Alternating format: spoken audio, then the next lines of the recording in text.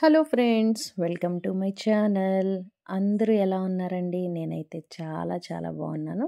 మీరు కూడా బాగున్నారని అనుకుంటున్నాను. ఈ వీడియో ఏంటంటే మేము మొన్న కామాఖ్యాదేవి టెంపుల్కి వెళ్ళామండి. అక్కడ అమావాస్య రోజు పూజలు చేయించుకుంటే చాలా మంచిదని చెప్పారని మేము అమావాస్య రోజు వెళ్ళామన్నమాట. ఈ టెంపుల్ ఎక్కడుందంటే అస్సాం స్టేట్లో గౌహతి అనే సిటీలో ఉందన్నమాట. గౌహతి నుంచి 12 కిలోమీటర్లు ఉంటుంది ఆ టెంపుల్. నీలాచల పర్వతం మీద ఉంటుందన్నమాట ఈ టెంపుల్. ఈ టెంపుల్కి మేము ఎలా వెళ్ళామంటే మేము ఫ్లైట్లో వెళ్ళామండి. ఎయిర్పోర్ట్ నుంచి మనకి 12 కిలోమీటర్స్ ఉంటుంది టెంపుల్కి. అదే మీరు ట్రైన్లో వెళ్ళాలనుకోండి, గౌహతి సిటీలో దిగి వెళ్ళాలి. అది వచ్చేసి మనకి రైల్వే స్టేషన్ నుంచి టెంపుల్కి ఒక 6 కిలోమీటర్స్ ఉంటుంది. ఇదిగోండి, మేము హోటల్ నుంచి రెడీ అయిపోయి మేము టెంపుల్కి స్టార్ట్ అయ్యి వెళ్ళాము. కొంత దూరం వరకు మనకి కార్స్ అవన్నీ అలో చేస్తారు. ఒక 1 కిలోమీటర్ వరకు మనం నడుచుకుంటూ వెళ్ళాలి ఇలా కొండ మీద. ఇలా వెళ్ళే దారిలో ఇవన్నీ మనకి రూమ్స్ ఉంటాయి, హోటల్స్ ఉంటాయి, అన్నీ దొరుకుతాయి. కొండ మీద స్టే చేయడానికి హోటల్స్ ఉంటాయి, రెస్టారెంట్స్ ఉంటాయి. ఈ కొండపైకి వెళ్ళే దారి మొత్తం ఇలాగ మొత్తం షాప్స్ ఉంటాయి అన్నమాట. అమ్మవారికి సంబంధించినవి, గాజులు, ఫొటోస్ ఫ్రేమ్స్, ఇలా అన్ని షాప్స్ ఉంటాయి అన్నమాట. ఇక్కడ చూడండి, వీళ్ళందరూ దర్శనానికి వెళ్తున్నారు. ఇదేంటంటే మార్నింగ్ 7కి గుడిలో దర్శనం స్టార్ట్ అవుతుంది. దీంట్లో ఏంటంటే 2 దర్శనాలు ఉంటాయి. ఒకటి ఫ్రీ దర్శనం ఉంటుంది, ఒకటి స్పెషల్ దర్శనం ఉంటుంది. స్పెషల్ దర్శనంలో ఏంటంటే 500 రూపీస్ ఛార్జ్ చేస్తారండి. ఇది 200 మెంబర్స్కే ఇస్తారు ఈ స్పెషల్ దర్శనం. ఆ 200 టికెట్స్ అయిపోయిన తర్వాత ఇంక అందరూ ఫ్రీ దర్శనానికి వెళ్ళాల్సిందే. అందుకని అందరూ మ్యాక్సిమం స్పెషల్ దర్శనానికే ట్రై చేస్తారు. ఎందుకంటే ఫ్రీ దర్శనం చాలా లేట్ అవుతుంది. అమావాస్య రోజు ఇలాంటి ప్రత్యేక రోజుల్లో కొంచెం చాలా సేపు పడుతుందన్నమాట ఫ్రీ దర్శనాలకి. మాకు స్పెషల్ దర్శనానికి ఒక 4-5 అవర్స్ పట్టిందండి. దర్శనం కూడా మధ్యాహ్నం 12 నుంచి 2 వరకు మళ్ళీ ఆపేస్తారనమాట. ఆ 2 అవర్స్ దర్శనం ఉండదు.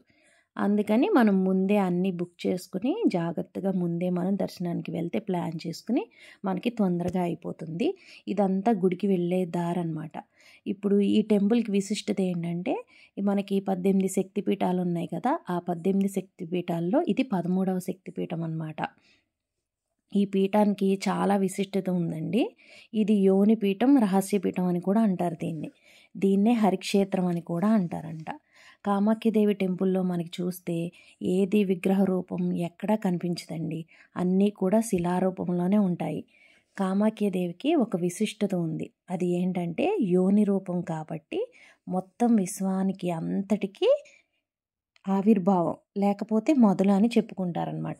ఇక్కడ మెయిన్గా జరిగే ఉత్సవాల్లో అతి ముఖ్యమైనది అంగుబాచి అంటారు. ఆషాఢ మాసంలో సప్తమి నుంచి 3 రోజుల పాటు ఈ ఉత్సవం జరుగుతుందంట. ఇది అమ్మవారికి బహిష్టు సమయంగా కూడా చెప్తారు. అమ్మవారి పీఠం మీద ఒక గుట్ట కప్పి ఆ 3 రోజులు గుడిని మూసేస్తారంటండి. ఆ సమయంలో నేలను దున్నటం కానీ, విత్తనాలు నాటడం కానీ ఆ ప్రాంతంలో ఎవ్వరు చేయరు. 4వ రోజు ఒక గొప్ప పండగగా చేసుకుంటారంట అక్కడ. అమ్మవారి కుంకుమ పీఠం పైన కప్పిన గుడ్డ ఉంటుంది కదా, అది ముక్కలుగా చేసి అమ్మవారి ప్రసాదం కింద అందరికీ పంచిపెడతారంట. వీటిని తాంత్రిక పూజల్లో కూడా ఉపయోగిస్తారంట ఆ క్లాత్ని. ఈ అమ్మవారి టెంపుల్లో ప్రత్యేకమైన పూజలు చేస్తారండి. గ్రహదోషాలు ఉన్నవారికి ప్రత్యేకంగా పూజలు చేయించుకోవచ్చు. అలాగే కన్య పూజలను చేస్తారు, తర్వాత కుమారి పూజలను చేస్తారు, తర్వాత పిల్లలు లేని వాళ్ళకి పూజలు ఉంటాయి. అవన్నీ మనం పూజలు చేయించుకోవచ్చు. ఇక్కడ ఎక్కువగా తాంత్రిక పూజలు జరుగుతాయండి. మెయిన్గా ఏంటంటే అమావాస్య రోజున మనం ఈ పూజలు చేయించుకుంటే చాలా మంచిదని. అక్కడ అమావాస్య రోజు చాలామంది దర్శనానికి వస్తారండి పూజలు చేయించుకోవడానికి. చాలాసేపు మనకి దర్శనం పడుతుంది. మేము స్పెషల్ దర్శనానికి వెళ్తేనే మాకు 5 to 6 అవర్స్ పట్టిందండి. అదే ఫ్రీ దర్శనం అయితే 18 అవర్స్ 17 అవర్స్ పట్టిన వాళ్ళు కూడా ఉన్నారనమాట. ఈ టెంపుల్లో మనం ఏదన్నా కోరిక కోరుకుంటాం కదండి, అది కోరిక తీరిన తర్వాత ఇక్కడ ఏం చేస్తారంటే జంతు బలులు కూడా జరుగుతాయి అన్నమాట. బలిస్తారు. పక్షుల్ని, దున్నపోతుల్ని, మేకల్ని అందరూ బలిస్తారు. అదేంటంటే టెంపుల్ లోపలే జరుగుతుంది. మనం దాన్ని చూడొచ్చు కూడా. మన ముందే బలిస్తారు. అమ్మవారి గర్భగుడికి ఎదురుగుండా ఉంటుంది ఆ ప్లేస్. అక్కడ బలిచ్చి అమ్మవారికి చూపిస్తారనమాట. ఇదిగోండి, ఇదంతా టెంపుల్ లోపలికి వెళ్ళే దారి. ఇప్పుడు దాకా మీరు ఆ కొండ మీద దారి అంతా చూశారు. ఇది లోపల ఇక్కడి నుంచి ఎంట్రీ అన్నమాట. మరి చూడండి ఈ టెంపుల్ హిస్టరీ ఏంటంటే అసలు ఇక్కడ సతీదేవి శివుణ్ణి పెళ్లి చేసుకున్న తర్వాత దక్ష మహారాజు ఒక యజ్ఞం చేశారంట. యజ్ఞం చేసినప్పుడు సతీదేవిని అలాగే శివుణ్ణి ఆయన పిలవలేదంట. సతీదేవికి దక్ష మహారాజు చేసిన యజ్ఞానికి వెళ్ళాలని కోరిక పుట్టి శివుణ్ణి వెళ్తానని అడిగిందంట. అయితే శివుడు నిన్ను పిలవకుండా నువ్వు ఎలా వెళ్తావు అని అంటే సతీదేవి అందంట, నా పుట్టింటికి నేను వెళ్ళడానికి నాకు ఎవరు పిలవనవసరం లేదు, నాకు ఇన్విటేషన్ ఏం అవసరం లేదు, నేను పిలవకుండా వెళ్ళొచ్చు అని చెప్పిందంట. వెళ్తాను అని కూడా చెప్పిందంట. అప్పుడు శివుడికి ఒప్పుకోలేదంట, కోపం వచ్చిందంట. అప్పుడు తన శరీరం నుంచి దశమహావిద్యల్ని ఆవిడ సృష్టించారంట. అష్టదిక్కుల్ని 8 విద్యలుగా దిగ్బంధనం చేస్తే పైన ఒక విద్య కింద ఒక విద్య ఉన్నారట. ఆయన్ని ఎక్కడికి వెళ్ళనివ్వకుండా కన్విన్స్ చేసిందంట. సరే ఫైనల్గా ఆయన నీ ఇష్టం, నీకు కావాలి అంటే నువ్వు వెళ్ళు, నేను మాత్రం రానని అన్నారంట శివుడు. ఆమె అక్కడికి వెళ్ళిన తర్వాత దక్ష ప్రజాపతి మహాదేవుణ్ణి సతీదేవిని కూడా చాలా అవమానించారంట. ఆ అవమానం తట్టుకోలేక ఆవిడ అక్కడే మహాయజ్ఞంలోకి దూకి ఆత్మహత్య చేసుకున్నారంట. హోమాగ్నిలో దూకి ఆవిడ ప్రాణత్యాగం చేసిన తర్వాత పరమశివుడు చాలా ఆవేశానికి, కోపానికి, బాధకి గురయ్యారంట. ఆ ఆవేశంలో తన జటని తీసి తెంపి నేల మీద పడినప్పుడు రుద్రుడు బయలుదేరాడంట.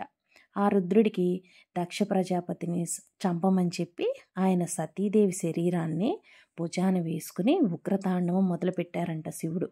ఆ ఉగ్రతాండవానికి 14 లోకాలు దద్దరిల్లిపోయాయంట.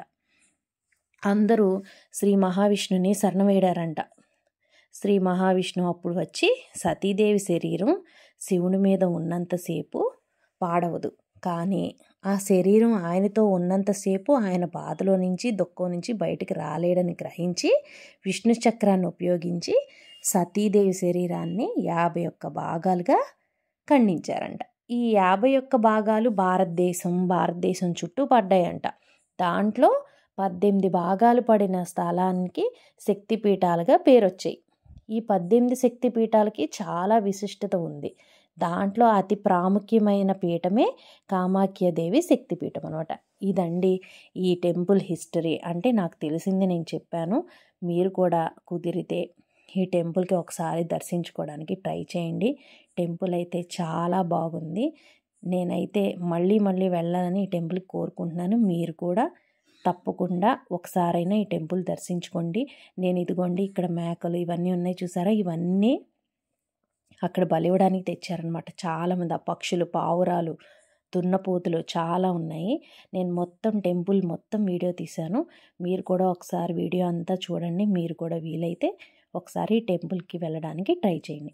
ఈ వీడియో కనుక మీకు నచ్చితే లైక్ చేయండి, షేర్ చేయండి, కామెంట్ చేయండి, ముందుగా సబ్స్క్రైబ్ చేసుకోండి. ఓకే అండి, వీడియో చూసి ఎంజాయ్ చేయండి. Bye, take care.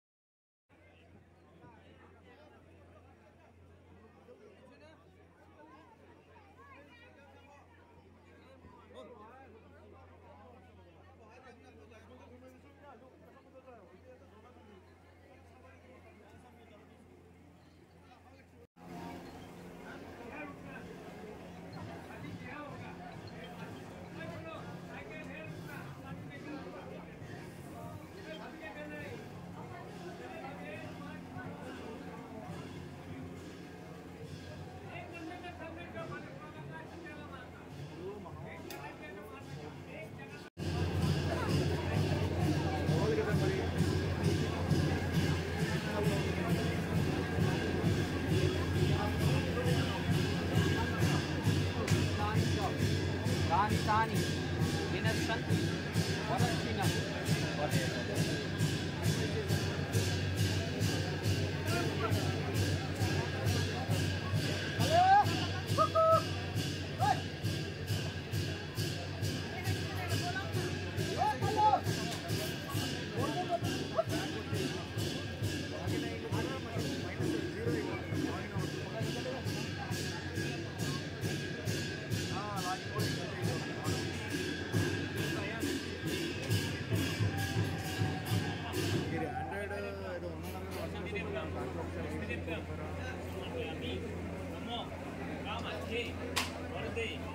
देवी लीला पार्वता आश्री रामदेवी माता पुण्यभद्रा नमस्ते सर्व मंगल मंगले शिवे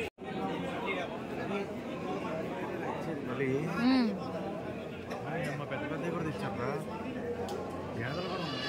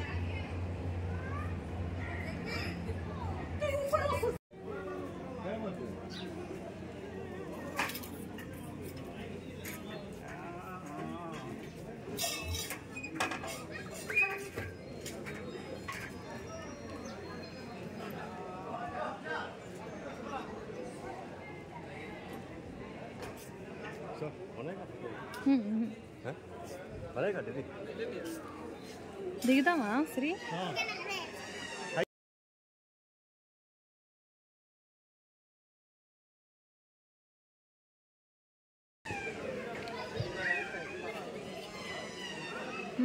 చాలా